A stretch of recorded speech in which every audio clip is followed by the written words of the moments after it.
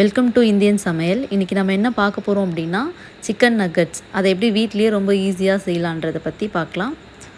அதுக்கு first 3 ப்ரெட்டோட piece எடுத்து வச்சுருக்கேன். அது ஒரு மிக்ஸி ஜாரில் இந்த மாதிரி கட் பண்ணி போட்டுக்கலாம். ப்ரெட் க்ரம்ஸாக அரைச்சி எடுத்து தனியாக வச்சுக்கலாம். நான் 1/4 கிலோ சிக்கன் வாங்கியிருக்கேன். அதை நல்லா வாஷ் பண்ணிவிட்டு இந்த மாதிரி எடுத்து வச்சுருக்கேன். இதை தனியாக ஒரு மிக்ஸி ஜாரில் மாற்றிக்கலாம். இந்த மாதிரி மாற்றியாச்சு. இது கூட தேவையான இன்க்ரீடியன்ட்ஸ்லாம் ஆட் பண்ண போகிறோம். என்னென்ன இன்க்ரீடியன்ட்ஸ்னு 1 பை 1 சொல்கிறேன். ஃபஸ்ட்டு சிக்கனை இந்த மாதிரி வாஷ் பண்ணி எடுத்துட்டிங்களே, அதை ஒரு மிக்ஸி ஜாரில் போட்டுக்கோங்க. இந்த மாதிரி ஒரே ஒரு ப்ரெட்டை மட்டும் மேலே இந்த மாதிரி கட் பண்ணி போட்டுக்கோங்க. அடுத்து ஒரு மீடியம் சைஸ் சின்ன ஆனியனை கட் பண்ணி வச்சுருக்கேன். அதையும் இந்த மாதிரி போட்டுக்கலாம். ஒரு பச்சை மிளகாய் எடுத்திருக்கேன், அதையும் இதில் ஆட் பண்ணிக்கிறேன். கரம் மசாலா, மிளகாய் தூள் இதில் ஆட் பண்ணியிருக்கேன். ஒரு எக்கை இந்த மாதிரி உடச்சி இதில் மிக்ஸ் பண்ணிக்கலாம்.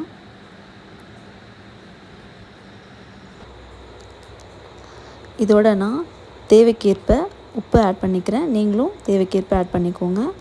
இந்த மாதிரி மை அரைச்சி எடுத்துக்கலாம். ஒரு முட்டையை இந்த மாதிரி உடச்சி நல்லா மிக்ஸ் பண்ணிக்கோங்க.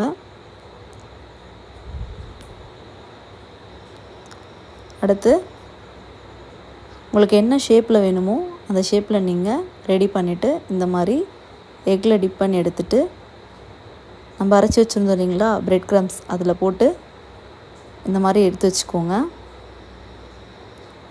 ஸோ என்னோடய பாப்பா ரொம்ப நாளாக நக்கட்ஸ் வேணும்னு கேட்டுட்டு இருந்தாங்க.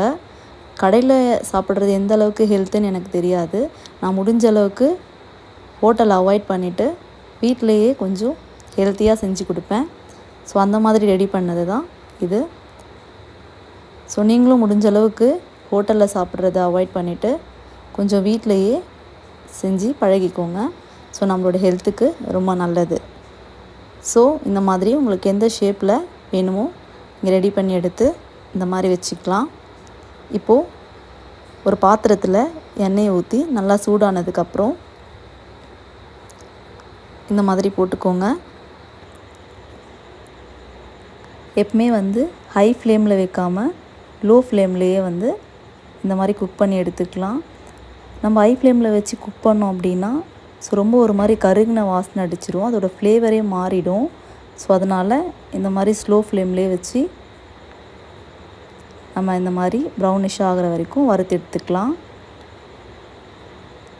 ஸோ நீங்களும் மறக்காமல் இதை ட்ரை பண்ணி பாருங்கள். ரொம்ப டேஸ்ட்டாக இருக்கும். உங்கள் வீட்டில் இருக்கவங்களுக்கும் கண்டிப்பாக இந்த டிஷ் ரொம்பவே பிடிக்கும்.